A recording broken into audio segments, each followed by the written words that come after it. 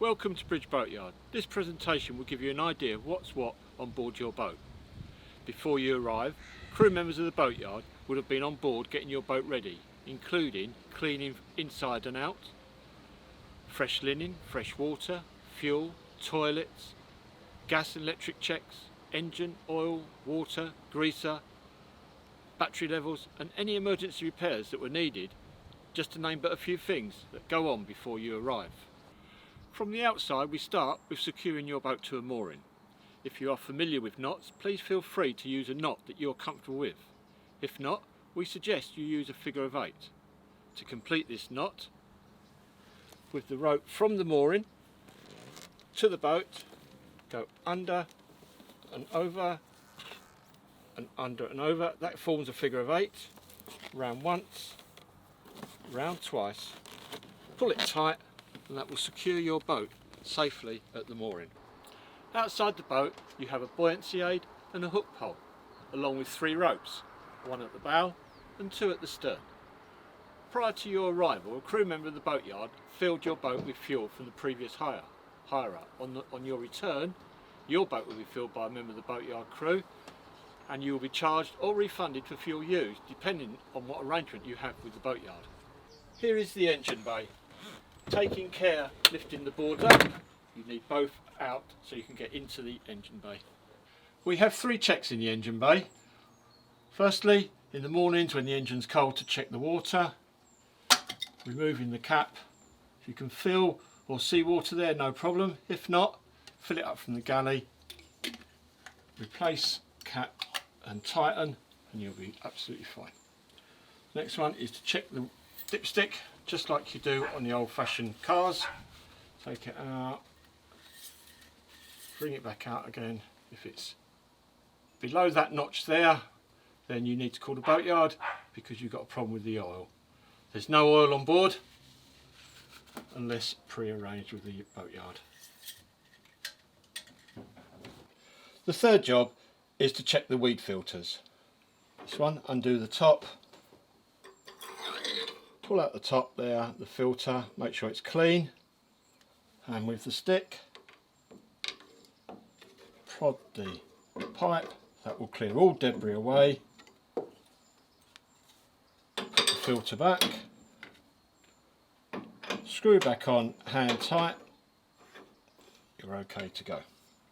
The secondary filter is undone by taking the nut off the top, removing the plastic lid, taking out the basket, emptying the debris. You'll see the 2 holes there. They must be aligned inside, nice and flush. Replacing the plastic top and then tighten up hand tight with the nut. These 2 filters must be checked periodically during the course of the day. And the final job of the day is the greaser. When you finish cruising for the day, down here and turn the greaser a quarter of a turn, and that's it. Your instructor will show you where your greaser is on your boat. That completes all the jobs in the engine bay. Once you've finished your engine checks, taking care to getting out of the engine bay and replacing the boards to the original positions, you are now ready to start your engines. Starting the engine will heat the water so you can have showers, etc., and that will take 30 to 40 minutes.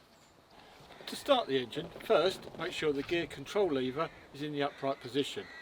In the keying ignition, turning it clockwise, buzzer, holding it when the pre-light comes on for 20 seconds or so, and then continue the turn.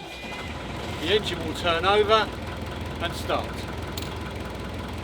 If for any reason the battery light is on or there is a whistling sound, you need to come back to the gear control lever, pull out, push forward.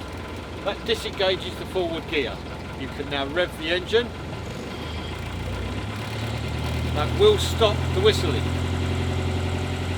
When it has stopped, return the gear control lever to the neutral position. To stop the engine, pull the engine stop, push it back in again, and with the key, turn off. When you stop and switch off the engine during your cruising day for locks, coffee breaks, lunch, etc., on restarting the engine to continue cruising, you don't need to preheat. You can, with the key, just go straight to the bottom, turn over the engine and the engine will start. This is your fuse board for all electrics on board. If something trips out, one of these buttons will pop out. Turn off the switch, push the button in, turn the switch back on. If it keeps tripping, locate what you've plugged in. This may be too powerful for the system. Then reset the trip. If this persists, you need to call the Boatyard to take advice. The boat is fitted with 12-volt charging points throughout on board. If you have any appliances that require 240-volt, there is a plug-in inverter on board, but it won't take high-powered appliances. It's okay for charging iPads, laptops, camera batteries, etc. They should all be okay and only be used when the engine is running. Always remember to remove the adapter from the 12-volt supply when not in use. Your boat has a heater. To switch on, you need to have the engine running for at least 3 to 4 minutes. During that time, you can pull out the heater switch. Your instructor will tell you where that heater switch is. Do not have the heater running during the night or when the boat is unattended. During your show out, your instructor will show you where your gas locker is. The cooker, the only appliance that needs gas. During its usage, if you need to switch off quickly, go to your gas locker, turn the yellow key 90 degrees, that will cut off all supply. Open all the doors, windows and then call the Boatyard for further advice. On all our boats they have at least 2 dry powder fire extinguishers, located in the stern, galley or bow. Check that you know where they are, just in case you need them. There is also a fire blanket in the galley. Whilst a member of your crew is having a shower, they do need to have the shower pump switched on. This will pump the water out of the boat.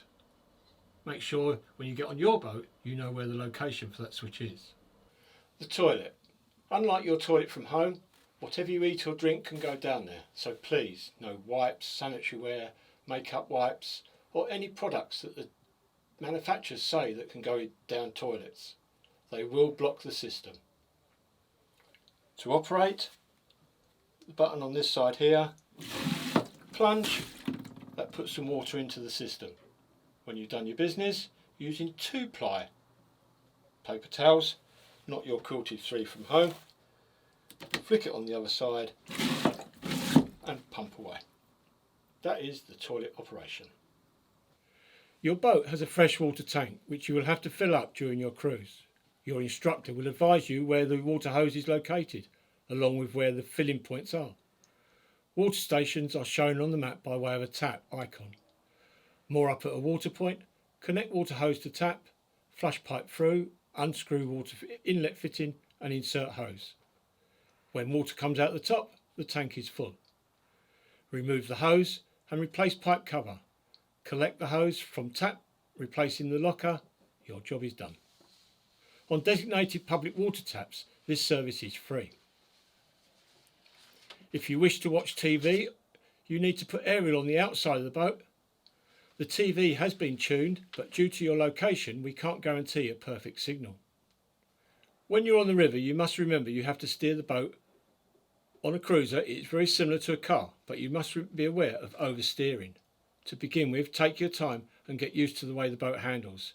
If, when you're going along, another boat is coming towards you and has not seen you, use your horn. The button for that is located on the control panel in the front of the steering wheel. Slow down and take evasive action if necessary.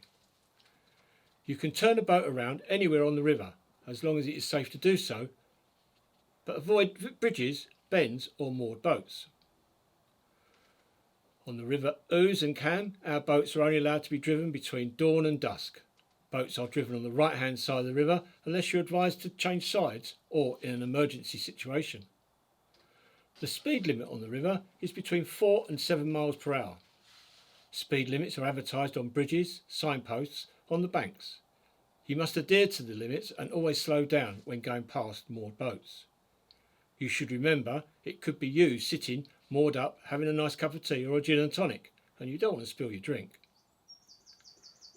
Where can you moor up here on the River Ouse and Cam? There are public, GOBA and EA moorings. The public moorings are mostly in towns and villages with anchor or ringlet points. The Gover moorings are shown by a blue sign at each end of the designated area, and mooring pins will be needed to moor your boat. The EA moorings are designated areas with posts embedded in the ground with white painted tops. All of these moorings are free of charge. Hire boats, unless pre-arranged, are not allowed in private marinas or private moorings, which have some posts like the EA mooring posts but with yellow tops. With regards mooring up outside pubs and restaurants etc., please contact them direct to find out more information. When your boat is here at the boatyard, it is moored stern on for easy access. When you're on your cruise, all boats are moored sideways on unless advised or in an emergency. Locks on the river. In the skipper's manual there is more details for operations. The skipper's manual, along with the maps and booklets on board, will give you more details on where to go, moorings, locks, water points, etc. Also, and most important, in the skipper's manual you will find important contact details if you need to contact the boatyard. We thank you for your attention and wish you a pleasant and happy trip.